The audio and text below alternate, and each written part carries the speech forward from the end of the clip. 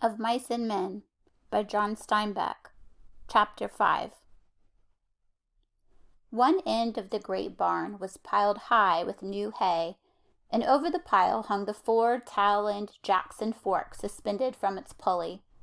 The hay came down like a mountain slope to the other end of the barn, and it was a level place as yet unfilled with the new crop. At the sides, the feeding racks were visible, and between the slats, the heads of horses could be seen. It was Sunday afternoon.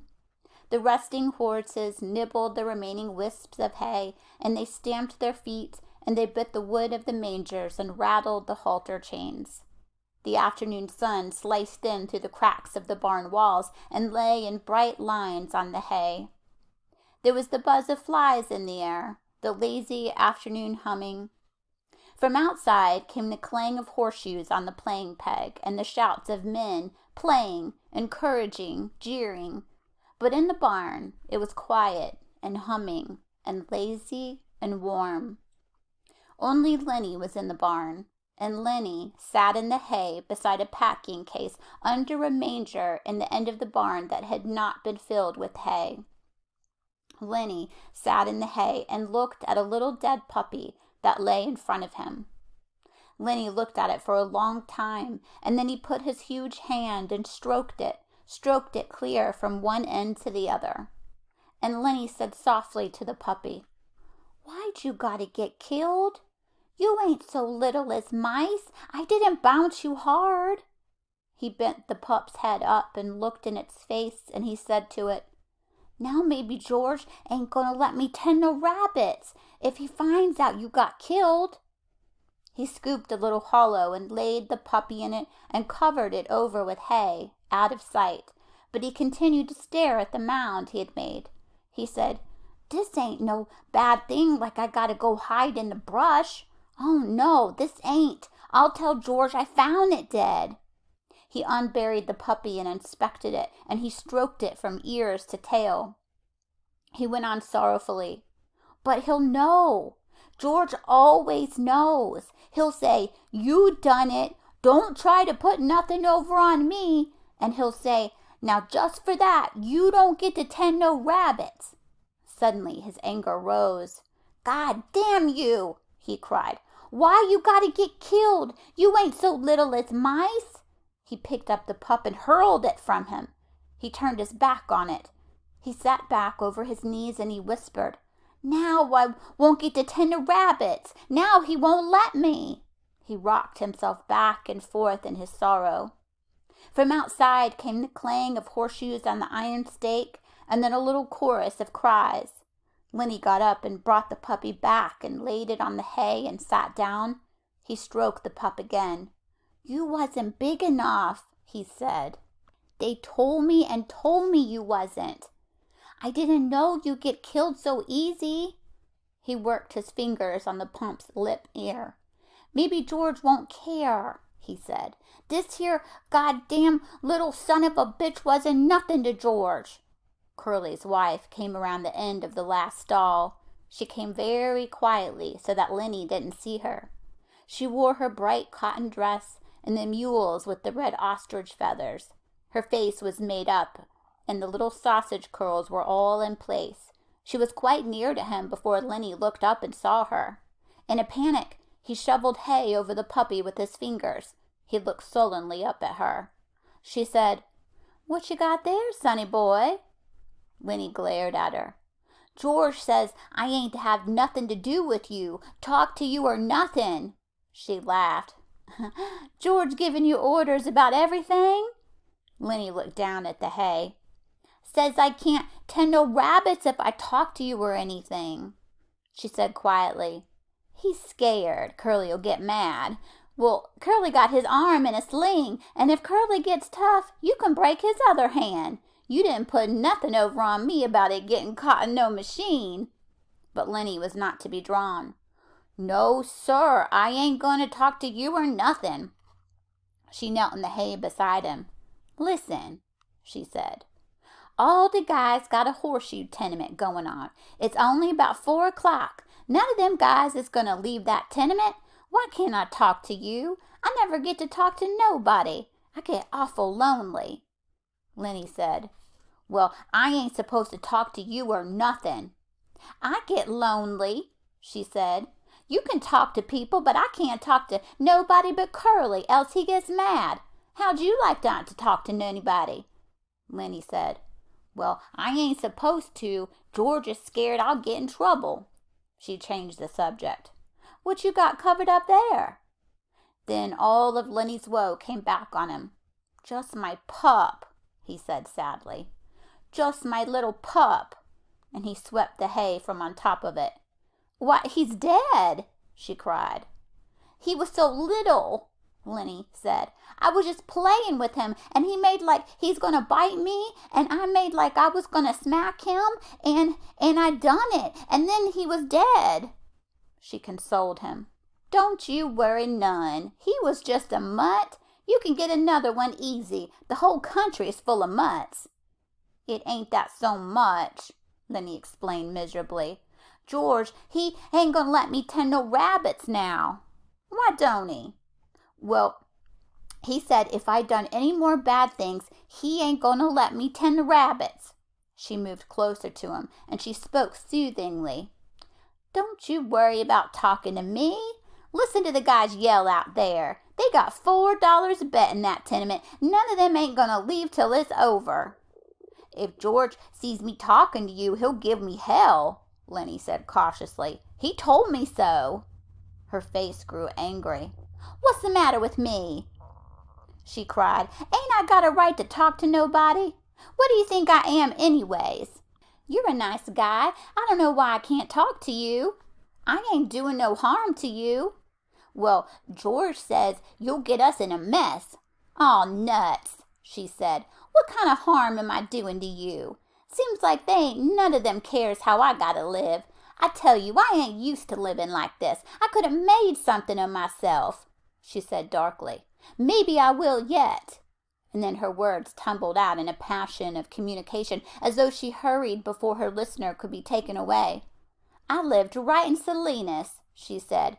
Come there when I was a kid. Well, a show comes through, and I met one of the actors. He said I could go with that show, but my old lady wouldn't let me. She says because I was only 15, but the guy says I coulda. If I'd went, I'd be living like this, you bet. I wouldn't be living like this. Lennie stroked the pup back and forth. We're going to have a little place and rabbits, he explained.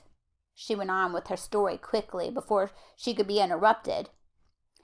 Another time I met a guy and he was in pictures. We went out to the Riverside Dance Palace with him. He says he was going to put me in the movies. Says I was a natural. Soon as he got back to Hollywood, he was going to write to me about it. She looked closely at Lennie to see whether she was impressing him.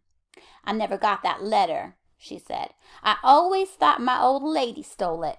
Well, I wasn't going to stay no place where I couldn't get nowhere and make something of myself, and where they stole your letters. I asked her if she stole it too, and she says no. So I married Curley. Met him out to the Riverside Dance Palace that same night, she demanded. You listening? Me? Sure. Well, I ain't told this to nobody before. Maybe I oughtn't to. I don't like Curley. He ain't a nice fella. And because she had confided in him, she moved closer to Lennie and sat beside him. Could have been in the movies and had nice clothes, all them nice clothes like they wear. And I could have sat in them big hotels and had pictures took of me. When they had them previews, I could have went to 'em and spoke in the radio, and it wouldn't have cost me a cent because I was in the picture. And all them nice clothes like they like to wear, because this guy says I was a natural. She looked up at Lennie, and she made a small grand gesture with her arm and hand to show that she could act. The fingers trailed after her leading wrist, and her little finger stuck out grandly from the rest. Lennie sighed deeply. From outside came the clang of horseshoe on metal, and then a chorus of cheers. Somebody made a ringer, said Curley's wife. Now the light was lifting as the sun went down, and the sun streaks climbed up the wall and fell over the feeding racks and over the heads of the horses. Lennie said, Maybe if I took this pup out and throwed him away, George would never know, and then I could tend the rabbits without no trouble. Curly's wife said angrily. "Don't you think of nothing but rabbits?" "We're going to have a little place," Lennie explained patiently. "We're going to have a house and a garden and a place for alfalfa, and that alfalfa is for the rabbits, and I take a sack and get it all full of alfalfa, and then I take it to the rabbits." She asked, "What makes you so nuts about rabbits?" Lennie had to think carefully before he could come to an answer. He moved cautiously close to her until he was right against her. "I like to pet nice things. Once at a fair, I seen some of them long-hair rabbits, and they was nice, you bet. Sometimes I even pet mice, but not when I could get nothing better." Curly's wife moved away from him a little. "I think you're nuts," she said. "No, I ain't," Lennie explained earnestly. "George says I ain't. I like to pet nice things with my fingers, soft things." She was a little bit reassured. "Well, who don't?" she said. "Everybody likes that. I like to feel silk and velvet. Do you like to feel velvet?" Lennie chuckled with pleasure. "You bet, by God!" he cried happily. "And I had some, too. A lady give me some, and that lady was my own Aunt Clara. She give it right to me, about this big a piece. I wish I had that velvet right now." A frown came over his face. "I lost it," he said. "I ain't seen it for a long time." Curly's wife laughed at him. "You're nuts," she said. "But you're a kind of nice fella, just like a big baby. But a person can see kind of what you mean. When I'm doing my hair sometimes, I just set and stroke it 'cause it's so soft." To show you how she did it, she ran her fingers over the top of her head. "Some people got kind of coarse hair," she said complacently. "Take Curly. His hair's just like wire, but mine's soft and fine. Course I brush it a lot. That makes it fine. Here, feel right here." She took Lennie's hand and put it on her head. "Feel right around there and see how soft it is." Lennie's big fingers fell to stroking her hair. "Don't you mess it up," she said. Lennie said, "Oh, that's nice." And he stroked harder. "Oh, that's nice." "Look out now, you'll mess it up." And then she cried angrily, "You stop it now, you'll mess it all up." She jerked her head sideways, and Lennie's fingers closed on her hair and hung on. "Let go!" she cried. "You let go!" Lennie was in a panic. His face was contorted. She screamed then, and Lennie's other hand closed over her mouth and nose. "Please don't!" he begged. "Oh, please don't do that. George will be mad." She struggled violently under his hands. Her feet battered on the hay, and she writhed to be free, and from under Lennie's hand came a muffled screaming. Lennie began to cry with fright. "Oh, please don't do none of that," he begged. "George gonna say I done a bad thing. He ain't gonna let me tend no rabbits." He moved his hand a little, and her hoarse cry came out. Then Lennie grew angry. "Now don't!" he said. "I don't want you to yell. You're going to get me in trouble, just like George says you will. Now you don't do that." And she continued to struggle, and her eyes were wild with terror. He shook her then, and he was angry with her. "Don't you go yelling," he said, and he shook her, and her body flopped like a fish. And then she was still, for Lennie had broken her neck. He looked down at her, and carefully he removed his hand from over her mouth, and she lay still. "I don't want to hurt you," he said, "but George'll be mad if you yell." When she didn't answer nor move, he bent closely over her. He lifted her arm and let it drop. For a moment he seemed bewildered, and then he whispered in fright, "I done a bad thing. I done another bad thing." He pawed up the hay until it partly covered her. From outside the barn came a cry of men and the double clang of shoes on metal. For the first time, Lennie became conscious of the outside. He crouched down in the hay and listened. "I done a real bad thing," he said. "I shouldn't have did that. George'll be mad, and he said, and hide in the brush till he come. He's going to be mad. In the brush till he come. That's what he said." Lennie went back and looked at the dead girl. The puppy lay close to her. Lennie picked it up. "I'll throw him away," he said. "It's bad enough like it is." He put the pup under his coat, and he crept to the barn wall and peered out between the cracks toward the horseshoe game, and then he crept around the end of the last manger and disappeared. The sunstreaks were high on the wall by now, and the light was growing soft in the barn. Curly's wife lay on her back, and she was half covered with hay. It was very quiet in the barn, and the quiet of the afternoon was on the ranch. Even the clang of the pit shoes, even the voices of the men in the game seemed to grow more quiet. The air in the barn was dusky in advance of the outside day. A pigeon flew in through the open hay door and circled and flew out again. Around the last stall came a shepherd bitch, lean and long, with heavy hanging dugs. Halfway to the packing box where the puppies were, she caught the dead scent of Curly's wife, and the hair rose along her spine. She whimpered and cringed to the packing box and jumped in among the puppies. Curly's wife lay with a half covering of yellow hay, and the meanness and the plannings and the discontent and the ache for attention were all gone from her face. She was very pretty and simple, and her face was sweet and young. Now her rouged cheeks and her reddened lips made her seem alive and sleeping very lightly. The curls, tiny little sausages, were spread on the hay behind her head, and her lips were parted. As happened sometimes, a moment settled and hovered and remained for much more than a moment, and sound stopped and movement stopped for much, much more than a moment. Then gradually, time awakened again and moved sluggishly on.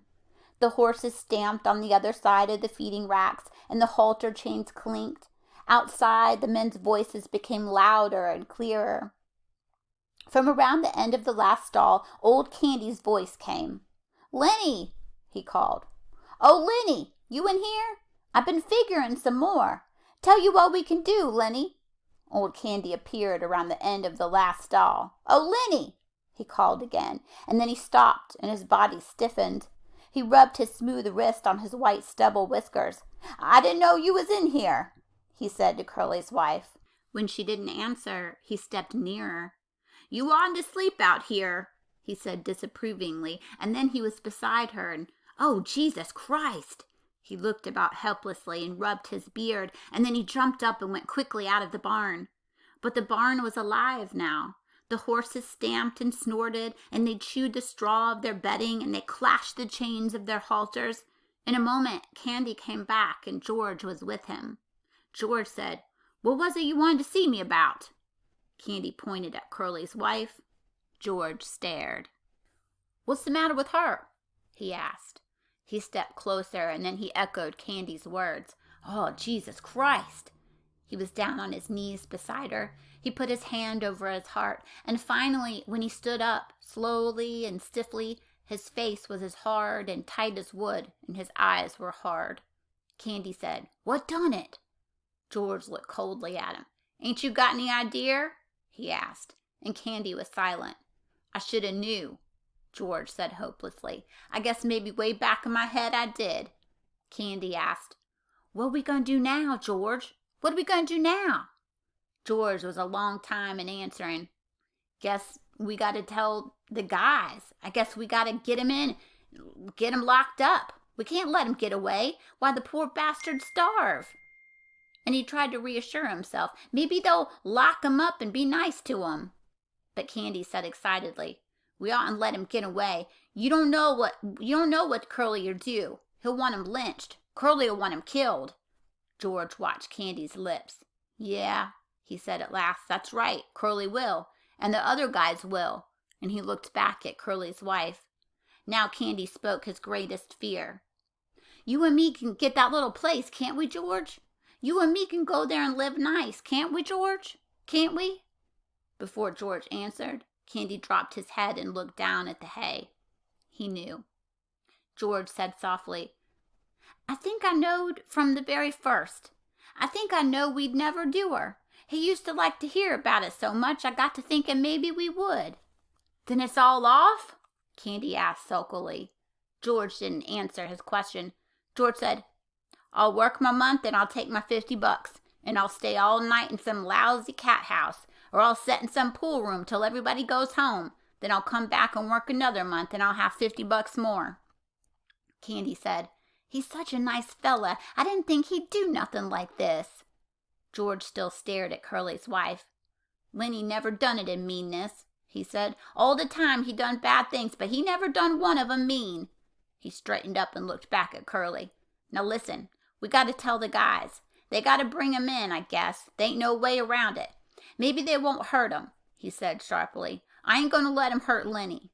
Now you listen, the guys might think I was in on it. I'm gonna go in the bunkhouse. Then in a minute you come out and tell the guys about her, and I'll come along and make like I never seen her. Will you do that? So the guys won't think I was in on it?" Candy said, "Sure, George, sure, I'll do it." "Okay, give me a couple of minutes then, and you come running out and tell just like you found her. I'm going now." George turned and went quickly out of the barn. Old Candy watched him go. He looked helplessly back at Curly's wife, and gradually his sorrow and his anger grew into words. "You goddamn tramp," he said viciously. "You done it, didn't you? I suppose you're glad. Everybody knowed you'd mess things up. You wasn't no good. You ain't no good now, you lazy tart." He sniveled and his voice shook. "I could have hoed in the garden and washed dishes for them guys." He paused and then went on in a sing-song, and he repeated the old words.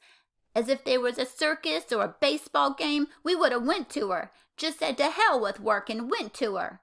Never asked nobody say so, and they'd have been a pig and chickens, and in the winter the little fat stove, and the rain coming, and us just setting there." His eyes blinded with tears, and he turned and went weakly out the barn, and he rubbed his bristly whiskers with his wrist stump. Outside, the noise of the game stopped. There was a rise of voices in question, a drum of running feet, and the men burst into the barn. Slim and Carlson and young Wit and Curly, and Crooks keeping back out of attention range. Candy came after them, and last of all came George. George had put on his blue denim coat and buttoned it, and his black hat was pulled down low over his eyes. The men raced around the last stall. Their eyes found Curly's wife in the gloom. They stopped and stood still and looked. Then Slim went quietly over to her, and he felt her wrist. One lean finger touched her cheek, and then his hand went under her slightly twisted neck, and his fingers explored her neck. When he stood up to the men crowded near, and the spell was broken. Curly came suddenly to life. "I know who done it," he cried. "That big son of a bitch done it. I know he done it. Why, everybody else was out there playing horseshoes." He worked himself into a fury. "I'm gonna get him. I'm going for my shotgun. I'll kill that big son of a bitch myself. I'll shoot him in the guts. Come on, you guys." He ran furiously out of the barn. Carlson said, "I'll get my Luger," and he ran out too. Slim turned quietly to George. "I guess Lennie done it all right," he said. "Her neck's bust. Lennie could have did that." George didn't answer, but he nodded slowly. His hat was so far down on his forehead that his eyes were covered. Slim went on. "Maybe like that time in Weed you was telling about." Again, George nodded. Slim sighed. "Well, I guess we gotta go get him. Where you think he might have went?" It seemed to take George some time to free his words. "He would have went south," he said. "We come from north, so he would have went south." "I guess we gotta get him," Slim repeated. George stepped close. "Couldn't we maybe bring him in and they'll lock him up? He's nuts, Slim. He never done this to be mean."